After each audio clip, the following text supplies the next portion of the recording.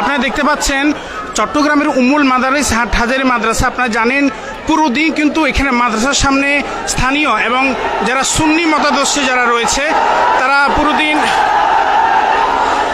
দিন চেষ্টা করেছে এবং তারা মাদ্রাসার সামনে যে রাস্তা রয়েছে রাস্তা দিয়ে তারা বিভিন্ন প্রকারের ইঙ্গিতমূলক আচরণ করেছে এবং অশ্লীল আচরণ তারা করেছে।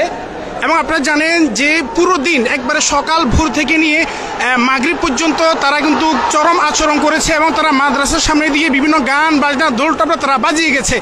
আমরা আপনাকে দেখানোর চেষ্টা করেছি, কিন্তু এখানে হাটহাজারী মাদ্রাসার যারা উস্তাদ রয়েছেন এবং মাদ্রাসা কর্তৃপক্ষ যারা রয়েছেন তারা চেষ্টা করছেন পরিস্থিতিকে নিয়ন্ত্রণ আনার জন্য।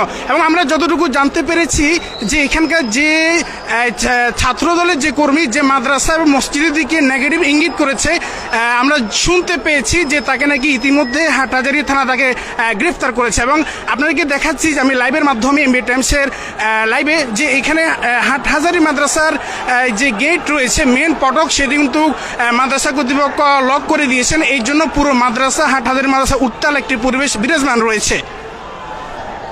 এই অনাকাঙ্ক্ষিত ঘটিয়ে তারা মাদ্রাসার ছাত্রদের উপরে কোনো দোষারোপ করতে না পারে এই জন্য মাদ্রাসা কর্তৃপক্ষ আপ্রাণ চেষ্টা চালিয়ে যাচ্ছেন।